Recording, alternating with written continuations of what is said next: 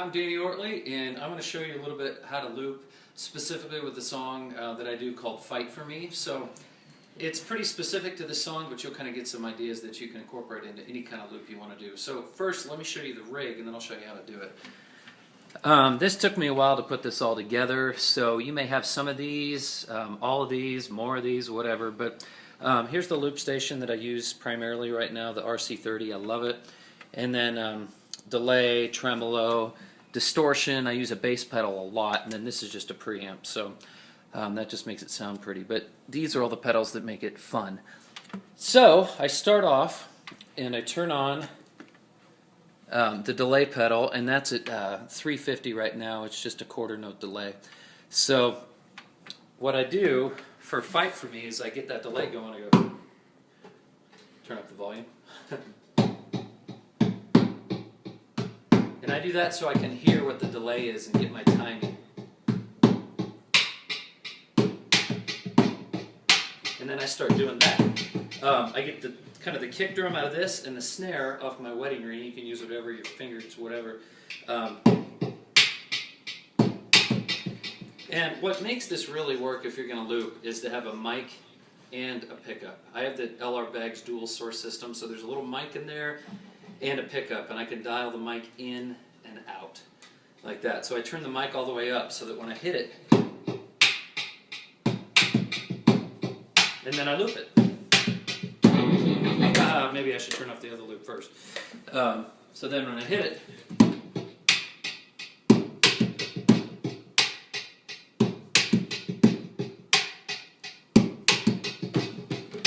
and then once you have that kind of the rhythm section started, you can add a bass line. So I turn off the delay and I turn on the bass pedal, and now I got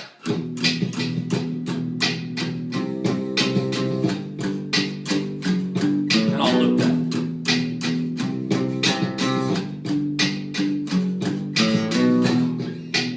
Okay, so now that I got those two things going, I get a little egg shaker. I turn the mic back up.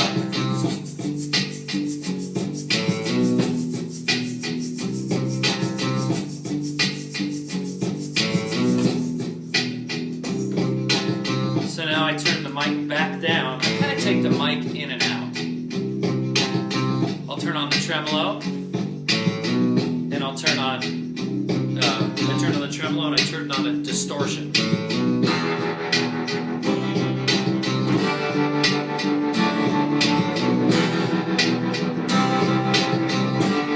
So usually I'll just hit the first chord.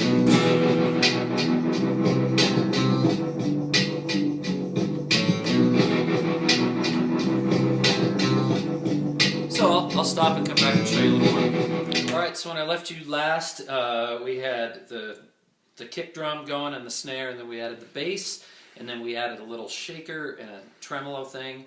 One thing that is great for looping is an ebow, and this little ebow, they're like, I don't know, $80 or something like that. You can find them on Craigslist or wherever. It magnetically stimulates the string and makes it kind of sound like a violin. So it sounds like this.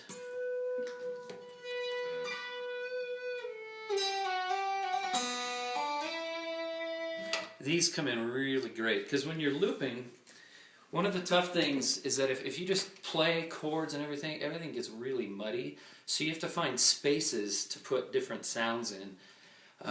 And just make it really specific and unique. Otherwise it gets muddy really fast. So we built that other loop back up. I'm going to start it. And now I'm going to turn on the distortion. And you can add delay or not. I kind of like to add a little bit of delay to that. And then just add a little ebow.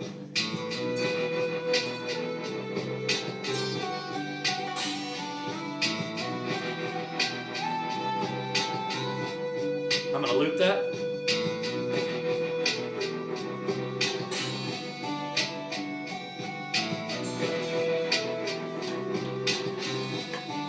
And for whatever reason, on acoustic guitars, the ebow works best on the B string.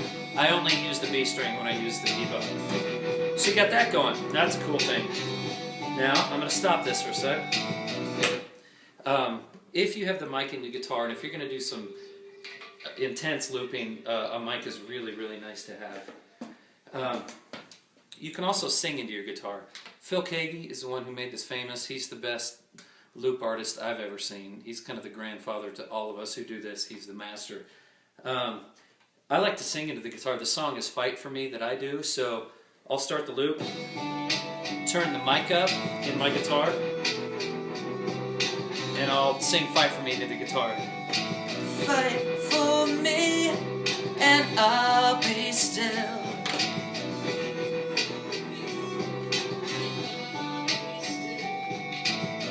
That's a little hard to hear on a little camera like this when you're at a distance, but live, if you can sing into your guitar, just the visual effect people like, so that's kind of fun.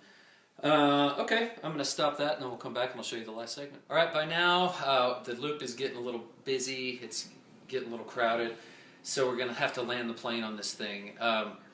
What I like to do is I start adding some arpeggios, and I'll show you how I do that. I'm going to start the loop back up.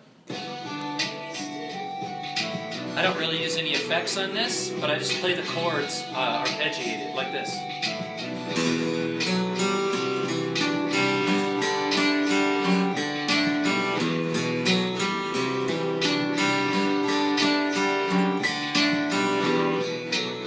And then because you want things in space, I go up to a different voicing.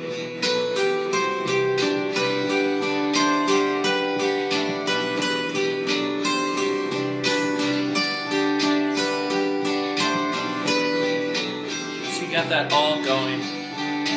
Again, it's tough to hear on a little camera when we're coming out of a amp, so it's different when you're live. It's all spread out and sounds a little bit better. But really, all I've got left live that I usually do is I start kind of chunking away on the guitar to kind of, it gives a big visual, theatrical boost to the end of the song. So I'll do that and then I'll show you how I end it. And I turn on the distortion for this. It gives a little edge.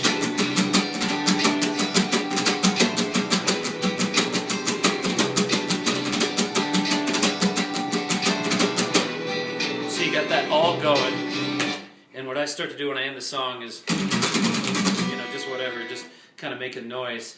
The cool thing about this new RC30 loop station is that it has this effect where you can go, which is super cool. So on the new RC30, here's what I do to end the song.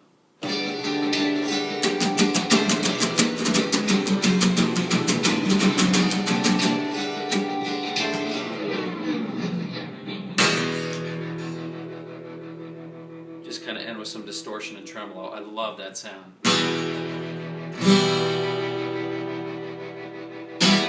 So that's kind of it.